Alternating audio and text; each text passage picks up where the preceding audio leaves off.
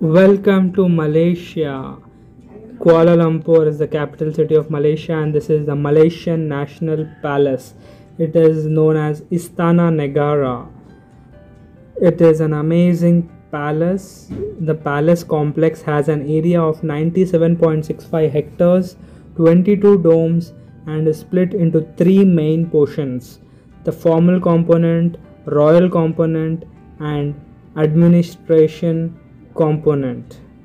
This is a beautiful palace in Kuala Lumpur. The annual budget was around 13.53 million Malaysian ringgit in the year 2016. This is really a marvelous structure, and it is the Prime Minister's department. You can see the amazing view around the palace. It is so beautiful. I just felt like I am the king when I saw this palace. It is really beautiful. I appreciate the people who have built this. It is truly amazing and a dream come true for me to visit the Malaysian National Palace. This is the amazing Sultan Abdul Samad building. It is a late 19th century building located along Jalan Raja in front of Dataran Merdeka Independence Square and the Royal Selangor Club in Kuala Lumpur, Malaysia. The building originally housed the offices of the British colonial administration and was known simply as government offices in its early years. In 1974, it was renamed after Sultan Abdul Samad, the reigning Sultan of Selangor at the time when construction began. You can see it is a very beautiful building. The architectural style is of Indo-Saracenic, Neo-Mughal or Moorish, and it was was started on 3rd September 1894 and was completed in 1897, and design and construction is by Norman Bidwell and Huback. The building houses both offices of the Ministry of Communications and Multimedia and Ministry of Tourism and Culture of Malaysia. It once housed the superior courts of the country, the Federal Court of Malaysia, and the Court of Appeals and the High Court of Malaya. The Federal Court and the Court of Appeals had shifted to the Palace of Justice in Putrajaya during the early 2000s, while the High Court of Malaya shifted into the Kuala Lumpur Courts Complex in 2007. The completed structure housed various important government departments during the British administration. The building, simply known as government offices in early Kuala Lumpur maps, housed the Federal Secretariat of the then Federated Malaya States, which was formed in 1896. The entire FMS administration, the Public Works Department, General Post Office, District Offices, Mines Department, Lands, Audit, Treasury, Government Secretariat Office was housed there. It also shared its offices with the Selangor State Government, as it was not foreseen when construction began in 1894 that Kuala Lumpur would become the capital of the Federated Malaya States. The office spaces provided was inadequate for the needs of a burgeoning bureaucracy. The FMS government took over the offices that were intended for the sanitation board. Other buildings and extensions were then constructed around it. A rear wing was added in 1903, and a building built in the same style was added to the south in 1907 to host the General Post Office. Post-independence, Malaya gained the independence in 1957, and the Padang or field in front of the Sultan Abdul Samad building, officially renamed Dataran Merdeka or Merdeka Square on 1st January 1990, has become the location for the official celebration of Malayan independence since later Malaysian. At Dataran Merdeka, the British Union Jack was lowered for the last time at midnight on 30th August 1957. Then the clock started chiming and the Malayan flag then hosted for the first time. Celebrations shifted to the Merdeka Stadium in the morning on 31st August with the declaration of independence, and Tunku Abdullah Rahman became the first Prime Minister of Malaya. In 1974, all of the state of the Selangor government offices were relocated to Shah Alam, and the various departments of the federal government also moved their offices elsewhere.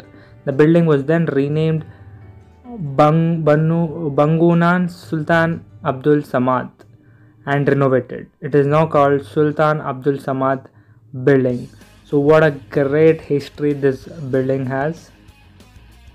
And this is the amazing Petronas Towers, the world's tallest twin towers. Petronas Towers, what an amazing building.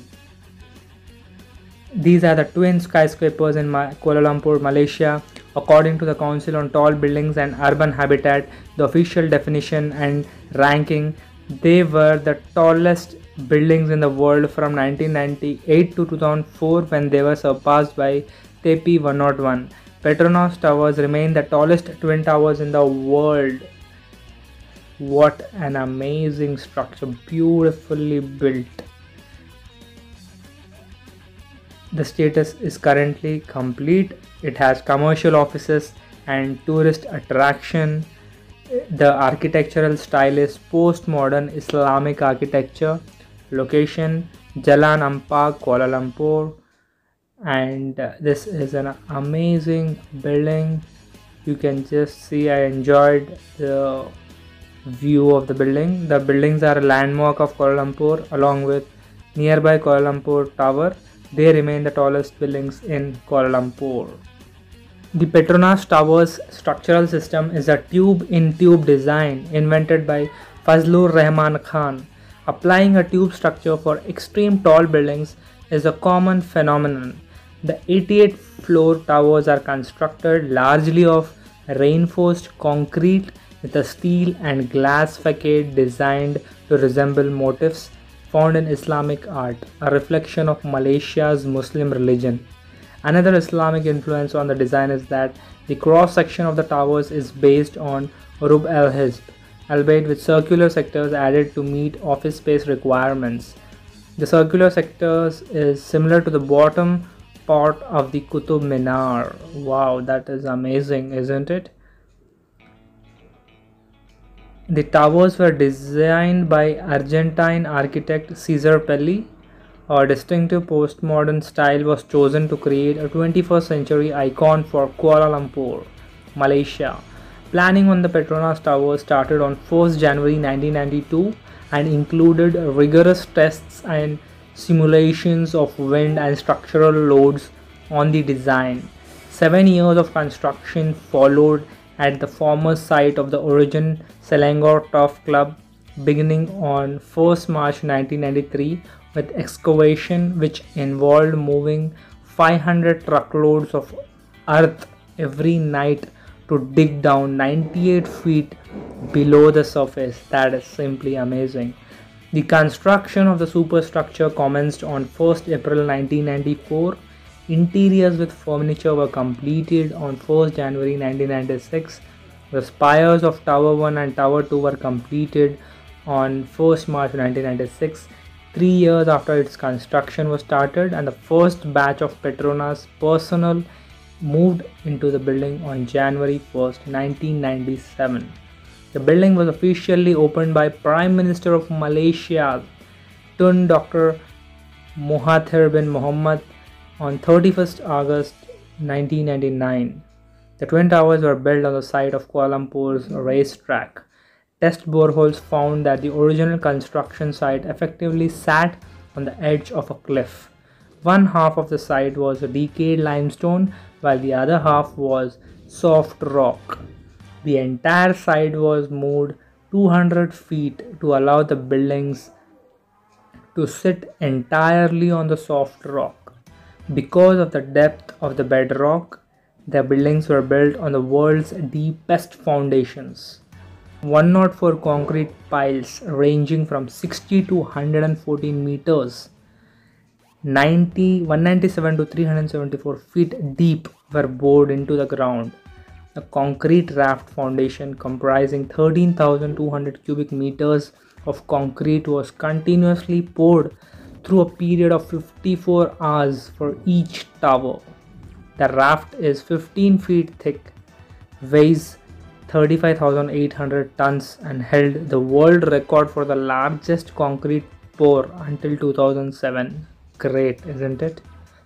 The foundations were completed within 12 months by Bakshi Solantash and required massive amounts of concrete. As a result of the Malaysian government specifying that the buildings be completed in 6 years, two construction consortia were hired to meet the deadline, one for each tower. Tower 1, the West Tower, left in the top right photograph, was built by a Japanese consortium led by the Hazama Corporation, J.A. Jones Construction Company, MMC Engineering Services, and various other companies, while Tower 2, the East Tower right in the top right photograph, was built by a South Korean consortium led by the Samsung C&T Corporation. Early into the construction, a batch of concrete failed a routine strength test, causing construction to come to a complete halt. All completed floors were tested, but it was found that only one had used a bad batch and it was demolished. As a result of the concrete failure, each new batch was tested before being poured. The halt in construction had cost $700,000 per day and led to 3 separate concrete plants being set up on the site to ensure that if one produced a bad batch, the other could continue to supply concrete. The Skybridge contract was completed by Kukdong Engineering and Construction. Tower 2 Samsung C&T became the first to reach the world's tallest building at the time. Due to the huge cost of importing steel, the towers were constructed on a cheaper radical design of super high strength reinforced concrete. High strength concrete is a material familiar to Asian contractors and twice as effective as steel in sway reduction. However, it makes the building twice as heavy on its foundation as a comparable steel building, supported by 23 by 23 meter concrete cores and an outer ring of widely spaced super columns. The towers use a sophisticated structural system that accommodates its slender profile and provides 560,000 square meters of column-free office space. Below the Twin Towers is Surya KLCC, a shopping mall, and Petronas Philharmonic Hall, the home of the Malaysian Philharmonic Orchestra. On 15th April 1999, Felix Baumgartner set the world record for base jumping, since broken by jumping off a window cleaning crane on the Petronas Towers. Thousands of people were evacuated on 12th September 2001 after a bomb threat that day after the September 11 attacks destroyed the World Trade Center towers in New York City. Bomb disposal squads found no bomb in the Petronas Towers, but they evacuated everyone. Workers and choppers were allowed to return 3 hours later around noon. No one was hurt during the evacuation. On the evening of 4th November 2005, a fire broke out in the cinema complex of Surya KLCC shopping center below the Petronas Towers, triggering panic among patrons. There were no reports of injuries. The buildings were largely empty except the shopping mall Surya KLCC. Because of the late hour, the only people involved were moviegoers and some diners in restaurants. On the morning of 1st September 2009, French urban climber Alain Spiderman Robert, using only his bare hands and feet and with no safety devices, scaled to the top of Tower 2 in just under 2 hours after the two previous efforts had ended in arrest. In his first attempt on 20th March 1997, police arrested him at the 60th floor, 28 floors away from the summit. The second attempt on 20th March 2007, exactly 10 years later, was also stopped on the same floor, though on the other tower. Tower 1 is fully occupied by Petronas and a number of its subsidiaries and associate companies, while the office spaces in Tower 2 are mostly available for lease to other companies. A number of companies have offices in Tower 2, including Bloomberg, IBM, TCS, HCL Technologies, Microsoft, etc. Talking about the floor plan, there are 88 levels in Tower 1 and Tower 2. A level 88, 87 is for mechanical, and level 86 has a lounge in Tower 1 and observatory deck in Tower 2. Level 85 has a boardroom in Tower 1 and multimedia conference room in Tower 2. Level 84 is mechanical. Level 83 has a lounge in Tower 1 and observatory deck gift shop in Tower 2. Levels 82 to 74 are office zone 5. Levels 73 to 61 are office zone 4. Level 60 to level 43 are office zone 3. And in level 44 and 42 and 41 there's a sky bridge connected to Tower 2, sky lobby, and sky bridge connected to Tower 1. So there's a sky bridge basically connecting both the towers. So in level 40 there's a conference center, executive dining room in both the towers, and again in level 39, 38 it's mechanical. Again in level 37 we have a conference center in both the towers, and from level 36 to level 24 there is office zone 2 in both the towers, and from level 23 to level 8 there is office zone 1 in both the towers. Level 7 and level 6 is for mechanical purposes, and level 5 and level 4 has Petronas Petroleum Resource Center, Petrosians Discovery Center in the Tower 1, and Petrosians Discovery Center in the Tower 2.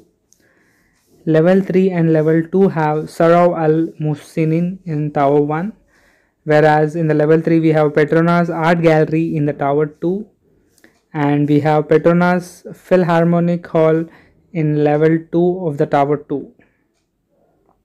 And the ground level is the entrance lobby for both the towers.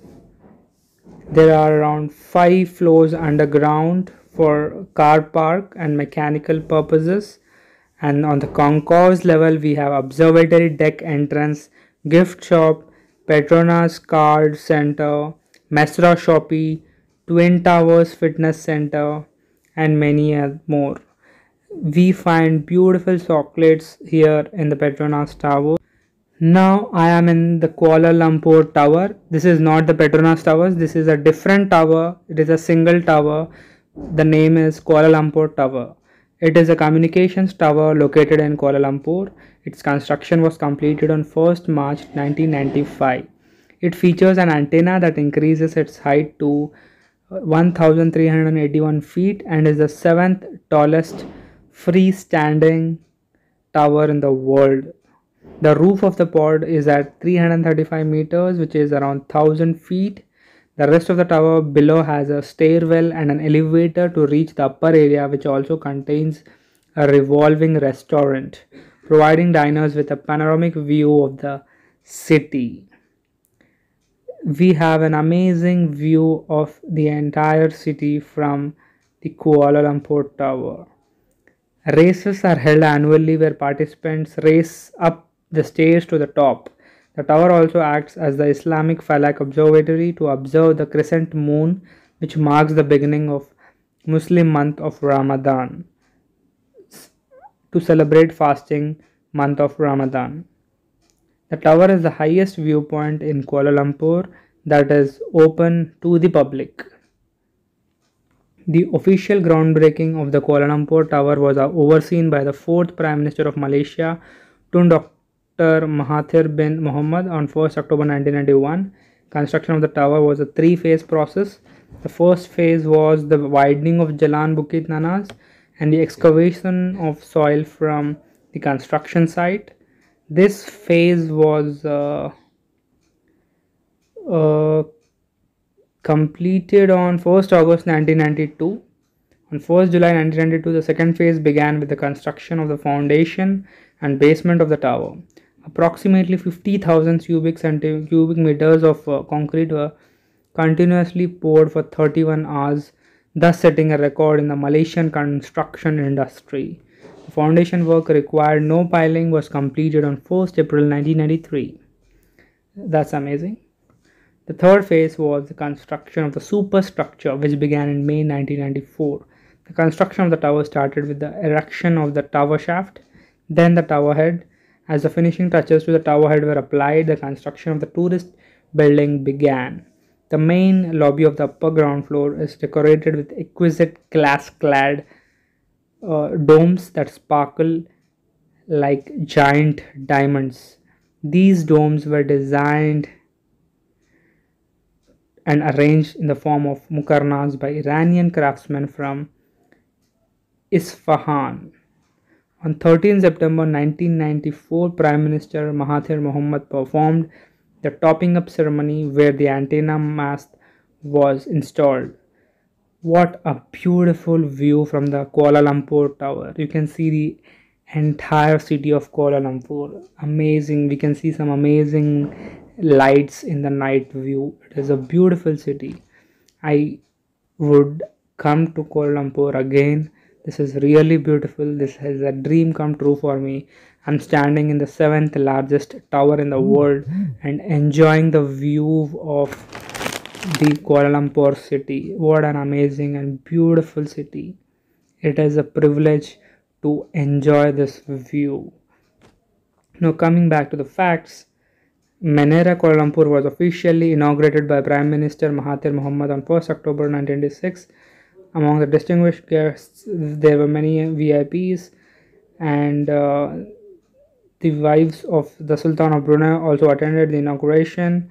So everything went well. You can see that there's a telescope provided so that you can view the city even more closer. It was a very, very amazing experience. You can also see the Petronas Tower from the Kuala Lumpur Tower.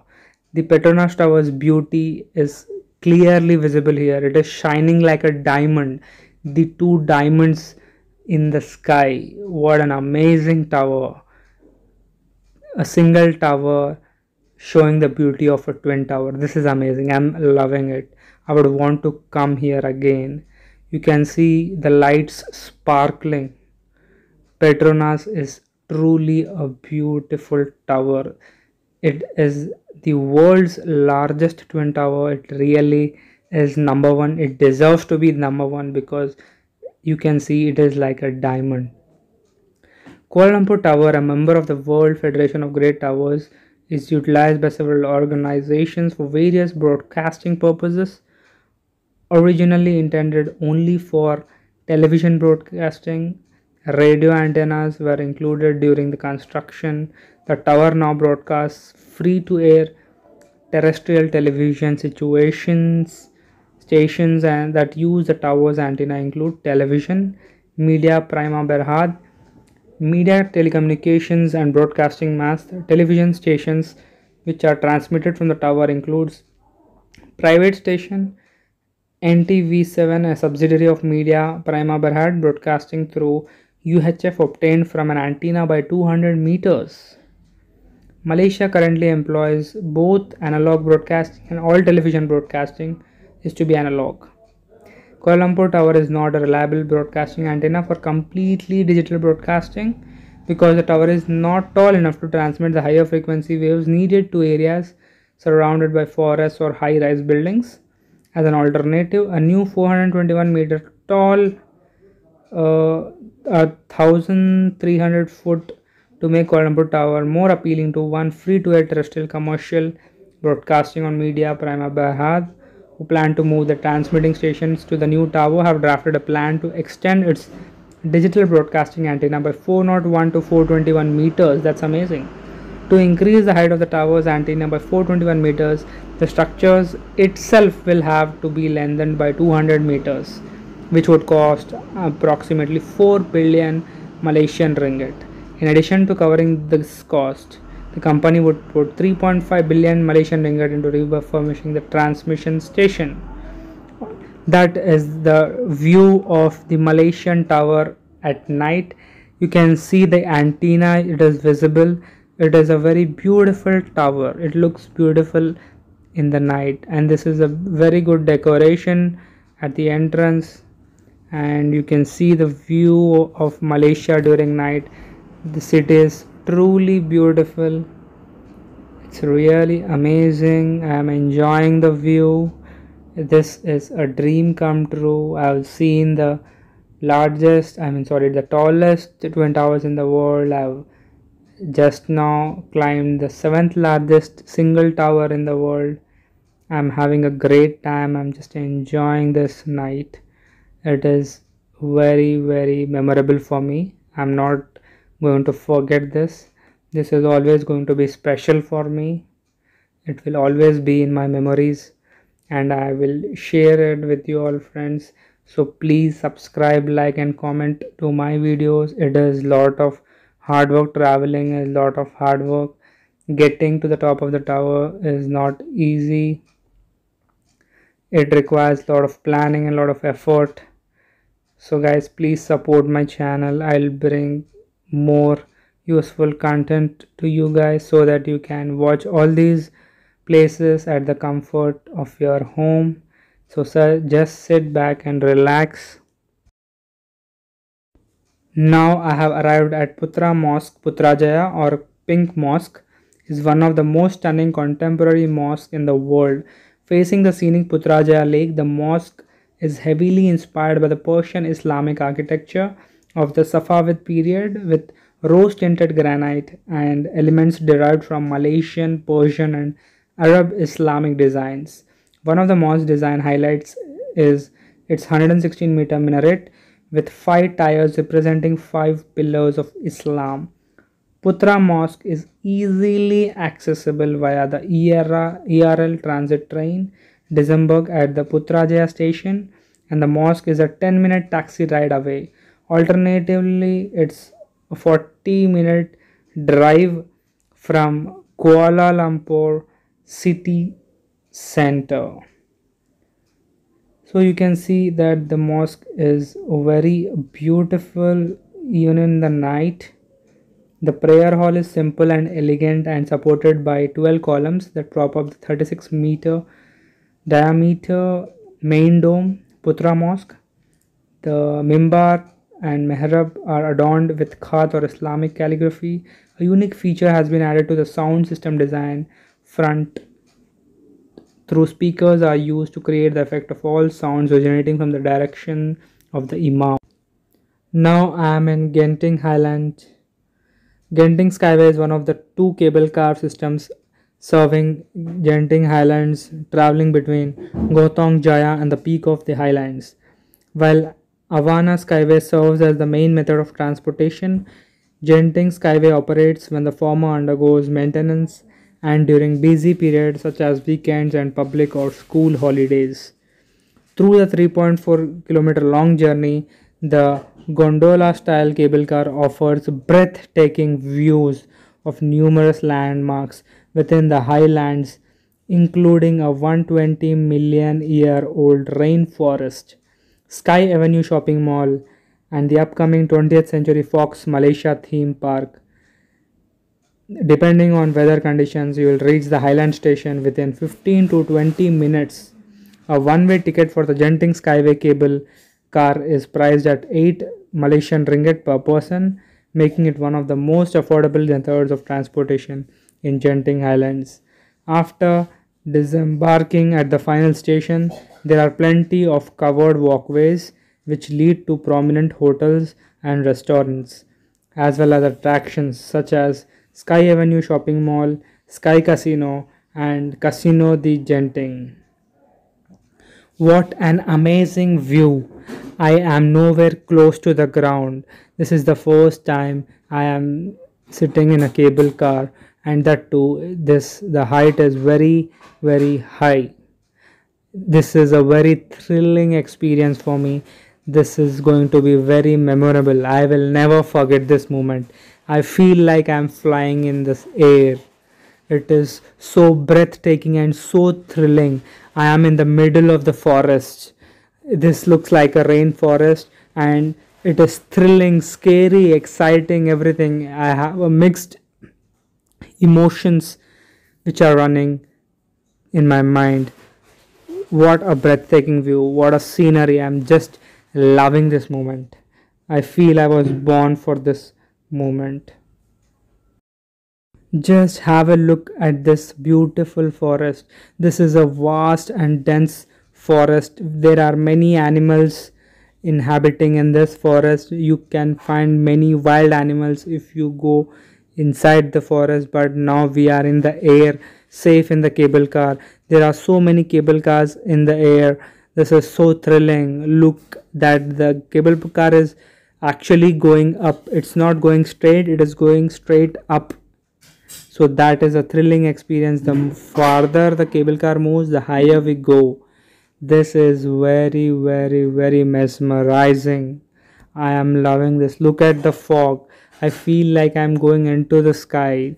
The fog is very high and the weather is not so good, but the scenery is very good. We are going to go deep into the fog, and we are going to go to a very high region right now. I am just so excited to reach to the top. What an amazing feeling. I'm just loving this. The foundation used for the pylons is of the hand dug Kaizen type. Each pylon is founded on 4 Kaizens measuring 1.2 meters in diameter, which are socketed down to bedrock. The average depth of the Kaizens is about 135 feet, and each group of 4 Kaizens piles can take a vertical load of 4,000 tons against the maximum vertical load of 150 tons from the cable car system. The Kaizen's method is about the safest and strongest foundation in existence, designed specifically for hilly terrain. Each pylon is accessible via rescue tracks on the ground, whilst each gondola is equipped with radio communication equipments from the stations. For safety reasons, Genting Skyway undergoes periodic maintenance. During the maintenance closure, visitors to Resorts World Genting can opt for Awana Skyway. The monocable gondola lift, which was officially opened by the 4th Prime Minister of Malaysia, Tun Dr. Mahathir, on 21st February 1997. Genting Skyway can carry more than 2,000 people per hour with 8 passengers per gondola at the maximum speed of 6 meters per second. The 3.38 kilometer journey up the mountain peak takes approximately 15 minutes depending on the weather. The system was designed by Leitner Ropeways.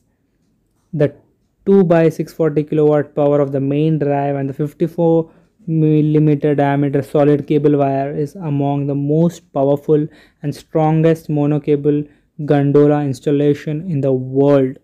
The system, equipped with high-tech electronic equipment, was built in accordance with stringent SWIFT regulations, and it has double safety circuit, completely independent. This is really unbelievable. The Skyway is great. It is a great experience. We can see the complete rainforest from here. This is a marvelous success for the engineers who have designed this magnificent system. I am really appreciating the efforts of the engineers who have built this magnificent cable car system, which I am enjoying. This was just 15 minutes ride, but this was a never forgettable experience for me. Look at the sky. Look at the height at which we are going. It would have taken us a longer time if we had chosen other means of transport. See how high we are. We can see the other cable cars are below us and some are above us. It is truly amazing. This is unbelievable. I have never experienced something like this before. So I'm just enjoying the moment. I hope you guys are also liking my journey up in the air, seeing the forest, seeing the other cable cars, seeing the rainforest. I hope you are enjoying, guys. We have finally reached the top, and this is the indoor theme park in Genting Highlands. There are a lot of fun games which we can enjoy here. It is an amazing place for kids and grown-ups. Everyone can enjoy here. There are a lot of options, a lot of games available. You can have a lot of fun, experience a world of adventures in a convenient location. And this is you can truly amazing. You can see the Statue of Liberty over there, and you will find many other such attractive structures designed for entertainment. This place is a lot of fun. We will be moving to the First World Plaza after we go out of this theme park. I'm very excited for that. And this theme park has a lot of options available for shopping and for eating, dining. There's a very good options available. This is the Skytropolis theme park, which is truly amazing. I'm liking this. And finally we have arrived at the First World Plaza. This is amazing. We've got some unbelievable adventure rides here. It is a very fun. I have not seen something like this before. This is truly amazing. Look at the First World Plaza. It is so amazing. I just like the experience of Genting Highlands. First World Plaza is a shopping center located one floor above the lobby level of the hotel on a land measured 500,000 square feet, housing a casino, retail and dining outlets, including a tanks branch, an indoor theme park, and other attractions such as Snow World, Genting Bowl, Senicom Peng Hang, Wizen City Video Games Park, Big Top Video Games Park, and First Asian branch of virtual reality attraction. The Void, which spans nearly 7,000 square feet in the plaza. Before refurbishment from 1st June 2017 to December 2018, it had few attractions in the plaza, including bowling center, cineplex, water splash pool, a warm indoor swimming pool made for mostly young children, Genting International Convention Center, a pavilion, haunted adventure, and a Ripley's Believe It or Not museum. That is very exciting. That is fun. Resorts World Genting has 7 hotels, with one of them being a leisure resort. One of the 7 accommodations, First World Hotel, held the Guinness World Record as the largest hotel in the world from 2006 until 2008, and regained the title in 2015 with a total of 7,351 rooms following the completion of Tower 3. In 2018, Forbes Travel Guide Star Ratings awarded 4-star rating and recommended citation to Genting Grand and Maxims respectively. Crockfords at Resorts World Genting was awarded the 5-star rating in 2019 and 2020, making it the first and only hotel in Malaysia to achieve this award. That's a great feat. The hotel theme park hotel, formerly known as Hotel on the Park, it is the first hotel to open in Genting Highlands and sits opposite the outdoor theme park. Hotel Valley Wings is connected via a walk bridge. Genting Grand Hotel, Maxims before it was known as Genting Hotel and then later Maxims before Highlands Hotel took the name. The building is known for the huge Genting logo on its rooftop, which can be seen from as far as Petaling Jaya and Subang Jaya on a clear day. It was made in a Y shape. It houses the Genting Casino as well as Genting Grand Complex. Awana, situated approximately 4 kilometers before reaching Resorts World Genting. Awana is a resort hotel with a golf course, swimming pool, and other resorts.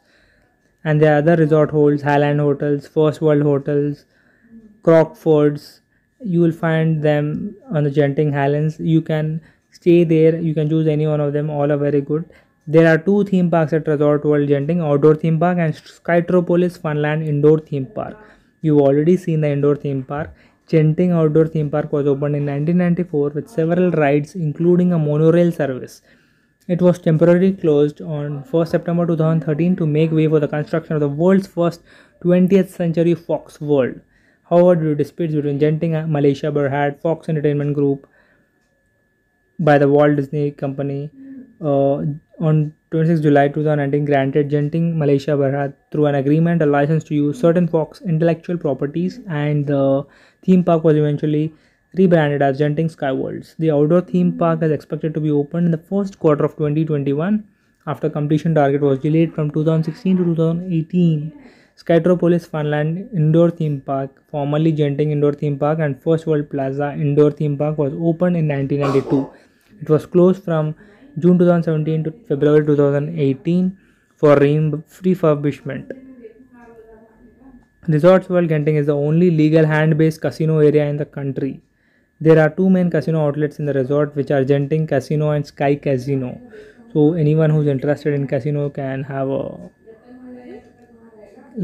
game here and they can try their luck. This is the only place where it's legal. In the rest of Malaysia, it is not legal. Shopping malls. There are currently 4 shopping malls at the resort. The Awana Sky Central, First World Plaza, Genting Highlands Premium Outlets and Sky Avenue. Two of the shopping malls, Awana Sky Central and Genting Highlands Premium Outlet, are connected by 2 link bridges. Isn't that amazing? One shopping mall, Genting Highlands Premium Outlet, currently holds the title of Southeast Asia's second premium outlet center and the world's first hilltop premium outlet center. Now guys, this was an amazing trip for me. Malaysia has given me many memories. I have seen the world's tallest twin towers. I have seen the world's 7th tallest single tower. I have experienced the largest hotel in the world. I have seen some amazing breathtaking views during my journey in the cable car. So I'm not going to forget all these memories. This will always be special for me. So it's time for me to leave. It is very sad when you come to a country and get to know about the culture, the people and the different places, and when the time comes to leave, it kind of feels very sad. But as you know, we have to move on. I'll have to go back to my home sweet home. I'm coming home with a lot of memories in my heart. So this will be very special for me. I am missing my home. I've been away from home since a long time, so I'm just going back, and I hope you guys enjoyed my video. In Malaysia, Kuala Lumpur is truly Asia. It is a magnificent place and a must visit for tourists. Anyone who loves traveling have to come to Malaysia. You will experience a very nice feeling here. I'm just going back. I'll miss all the moments, but life has to go on, life has to move on. I'll be back with another country. Please subscribe to my YouTube channel Girish Chandra Gadkari and click on the notification bell button to get my videos instantly. Please like my video and request you to please share this with your friends and do comment on my video. Thanks for watching guys.